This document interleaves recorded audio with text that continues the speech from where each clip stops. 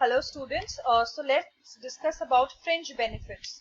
So fringe benefits are small facilities which are provided by the employer to the employee, and these facilities are non-monetary in nature. It means we have to calculate its money value as per rule number 3 sub rule 7. Okay, so these are the small facilities which are being provided by the employer, and these are non-monetary in nature. So first one is interest free or concessional loans. So it means the value of the perquisites in this case shall be the excess of interest payable at the prescribed interest rate over interest if any actually paid by the employer or any member of his household. So कोई loan दिया हुआ है आपके employer ने, या तो interest free या फिर कम रेट्स पे दिया हुआ है मार्केट रेट से, जो भी प्रिस्क्राइब्ड इंटरेस्ट रेट है उससे जितना भी कम है आपका, सो जो डिफरेंस है that is called your perquisite value. और जो प्रिस्क्राइब्ड इंटरेस्ट रेट्स हैं, these are the rates which are charged by State Bank of India as on the first day of the relevant previous year in respect of the loan of same amount and for the same purpose advanced to it by it to the general public. So जो भी आपका relevant previous year है उसका first day, it means 1 April को जो भी SBI का interest rate होगा for the home loans that will be taken as the prescribed interest rate, और जो आपका एम्प्लॉयर रेट चार्ज कर रहा है उसका आप डिफरेंस, आप उसकी परक्विजिट वैल्यू निकालनी है. So perquisite value will be calculated on the basis of maximum outstanding monthly balance method. So this is not yearly balance method, it is monthly. So every month you have to see how much the amount is outstanding, and you have to now calculate the difference of interest rates on these outstanding balances in order to calculate your perquisite value. But important point is loans up to rupees 20,000, that is the aggregate principal amount, not the reduced value. Okay, जो principal है, जैसे 20,000 का अगर आपने loan लिया है और आपने यह लोन लिया है for medical treatment specified in rule 3A में आपके कुछ रूल्स है रिगार्डिंग मेडिकल ट्रीटमेंट्स. ये स्पेसिफिकली आपके सिलेबस में नहीं है, but you should just be aware that in case medical treatment के लिए अगर अपने एम्प्लॉयर से कोई लोन लिया है then such is exempted provided that the same are not reimbursed under medical insurance. अगर मेडिकल इंश्योरेंस के अंडर भी वो reimburse हो रहे हैं तो आपके taxable है, otherwise loan for medical treatments taken from the employer are exempted. So 20,000 तक का लोन भी exempted है और लोन for medical treatment भी exempted है. ठीक है, so let's understand this with the help of an example. So on 1st December 2019 an employee has taken a loan of rupees 3 lakh from the employer at the interest rate of 6% per annum. So this is the employer's charged rate of interest. On that date, interest charged by SBI was 9.5% per annum. But interest charged by SBI on 1st April 2019 was 9%. So 9.5 था on that date, means 1st December को. But actual में आपको कौन सा लेना है? 1st April का. ठीक है? तो 1st अप्रैल 2019 जिस साल में लोन लिया उस साल का 1st अप्रैल को था 9%. So you will take 9% as the prescribed interest rate. Employer का कितना है? 6. So the benefit of employer is 3%. Now the employee pays rupees 10,000 at the end of every month to the employer. So every month if he is paying 10,000, so कैसे calculate करोगे? 31st दिसंबर. तो 1st दिसंबर को उसने 3 लाख का loan लिया, then 31st दिसंबर को उसने उस महीने में 10,000 पे कर दिया. सो आउटस्टैंडिंग बैलेंस कितना हुआ? 2,90,000.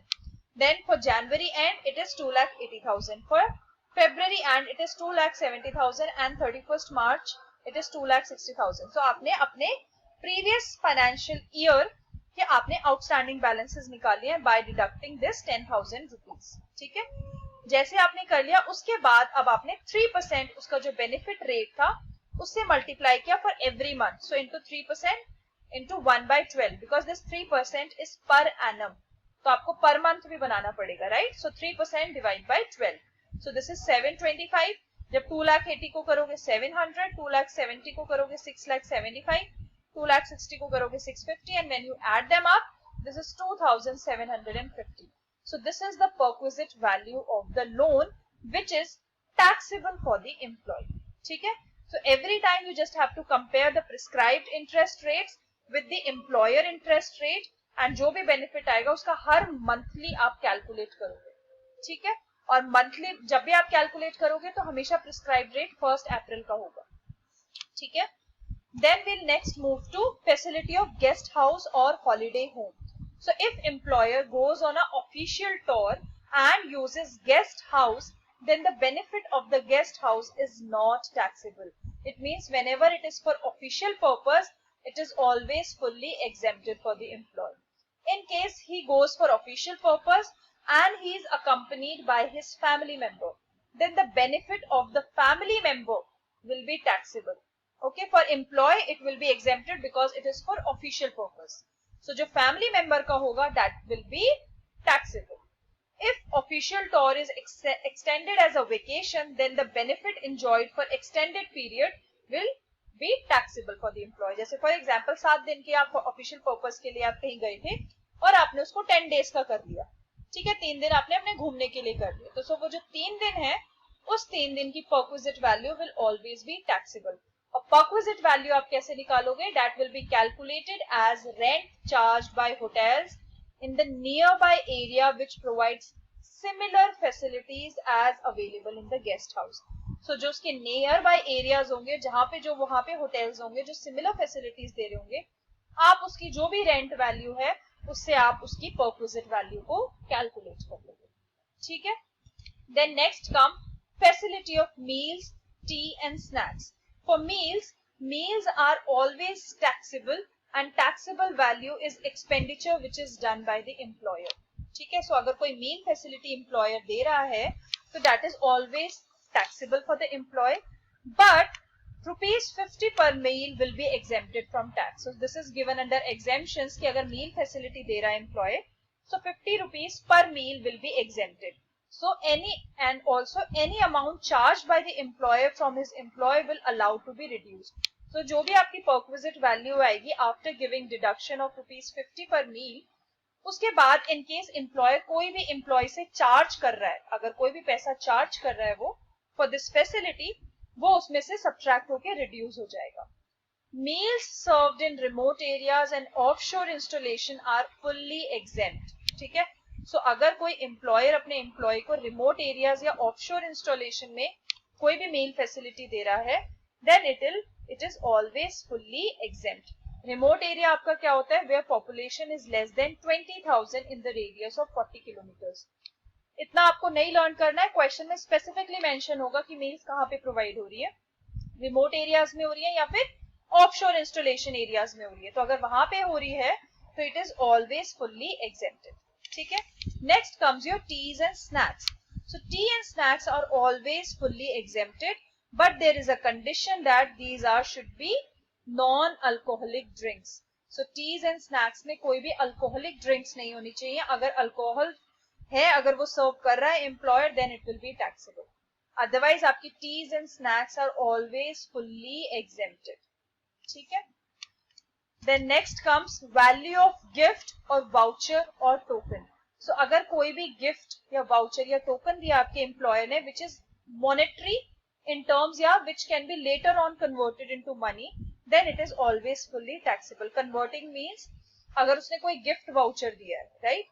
So gift vouchers usually can be converted into money. जैसे अगर उसने for example कोई Amazon voucher दिया या Flipkart voucher दिया, so that is convertible into money.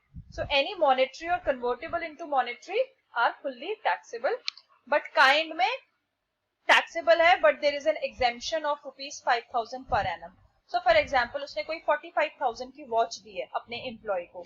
So अगर उसने कोई watch दी हुई है जिसकी worth 45,000 है, तो उसमें से 5,000 subtract होके 40,000 की उसकी perquisite value हो जाएगी. So in kind में हमेशा you have to give an exemption of ₹5,000 per annum. Then the E point is credit card provided by the employer or club membership provided by the employer. So in case आपके employer ने कोई भी credit card दिया हुआ है जिसकी payment वो कर रहा है, या फिर कोई membership दी हुई है किसी club की जिसकी membership fee वो pay कर रहा है, तो उसका treatment दोनों के case में same है.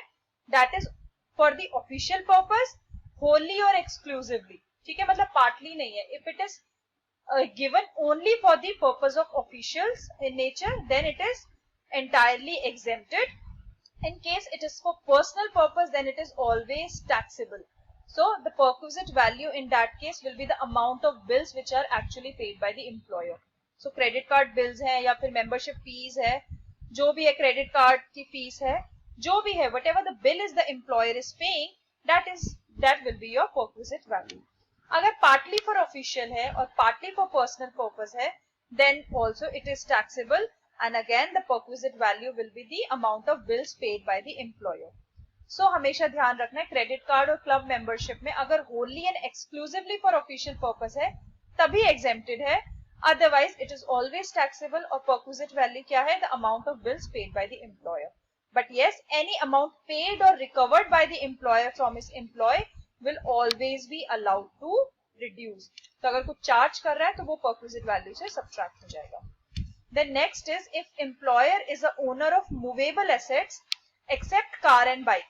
कार एंड बाइक को छोड़ के अगर कोई मूवेबल असेट्स है और it is used by the employer, it is very very important from your examination point of view, then you always have to remember that in case of computer और laptop it is always fully exempt, but in case of other assets the perquisite value will be 10% per annum of the cost of assets, and you always have to ignore the depreciated value, that is the written down value.